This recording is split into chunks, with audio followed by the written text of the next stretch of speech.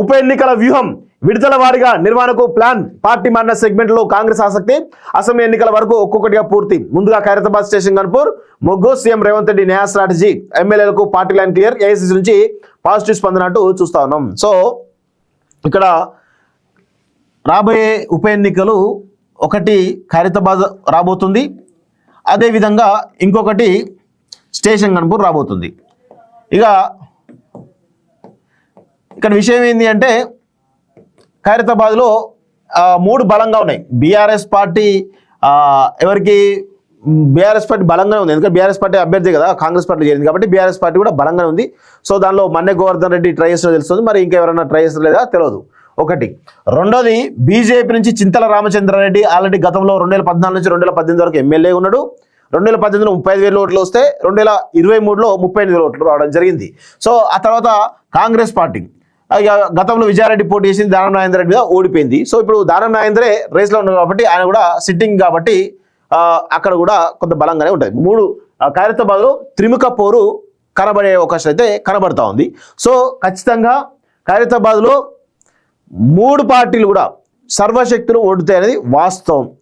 So ఇప్పుడు నాకు తెలిసి ఈ వీక్లో 1 వీక్ 10 డేస్ లోపలనే, మరి 1 వీక్ 10 డేస్ లేకపోతే ఇంకొంచెం గ్యాప్ తీసుకొని అయితే దానం నాగేందర్ రిజైన్ చేసి ఇస్తాడు. ఎందుకంటే అనర్హత వేడి పడే అవకాశం ఉంది కాబట్టి, అనర్హత వేడి పడితే ఇజ్జపోతుంది కాబట్టి ఆయన రిజైన్ చేయడానికి అయితే అవకాశాలు ఉన్నాయి.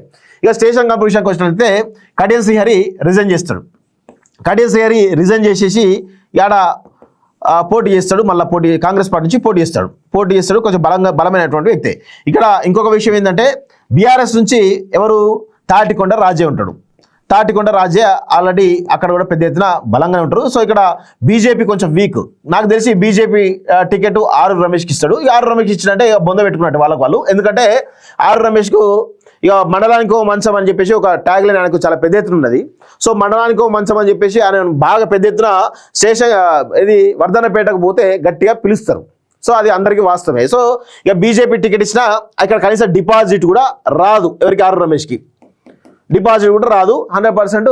ఇక ఆయనకు ఉండేటువంటి నెగిటివిటీ అవుతుందో కంప్లీట్గా ఆయన ఎన్ని కోట్లు పెట్టినా కష్టం. ఎందుకంటే ఆయనను విపరీతమైనటువంటి నెగిటివిటీ ఉన్నది. వర్ధన్నపేటలో ఆయన దేకే నాదులే లేడు. ఇప్పుడు స్టేషన్ గన్పూర్కి వచ్చి ఏదో డ్రామా వేద్దాం అనుకుంటాడు.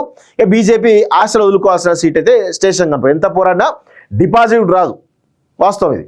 సో ఇక్కడ ఖైరతాబాద్ స్టేషన్ గన్పూర్ ఈ రెండిట్లో కూడా ఒక ఖైరతాబాద్లో ఏమో త్రిముఖ పోరు ఉంటుంది, స్టేషన్ గన్పూర్లో ఏమో ద్విముఖ పోరు. అటు బీఆర్ఎస్ వర్సెస్ కాంగ్రెస్ ఫైట్ అయితే చాలా బలంగా ఉంటుంది. సో ఇది జరుగుతున్నటువంటి పరిస్థితి.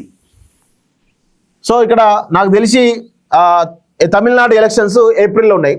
ఏప్రిల్ 2026లో తమిళనాడు ఎలక్షన్స్ ఉన్నాయి. సో అప్పుడే ఈ ఉప ఎన్నికలు కూడా ఉండే అవకాశం అయితే ఉంది. సో అంటే ఇంకొక 5 నెలల సమయం ఉన్నది, 4-5 నెలల సమయం అయితే కనబడతా ఉంది.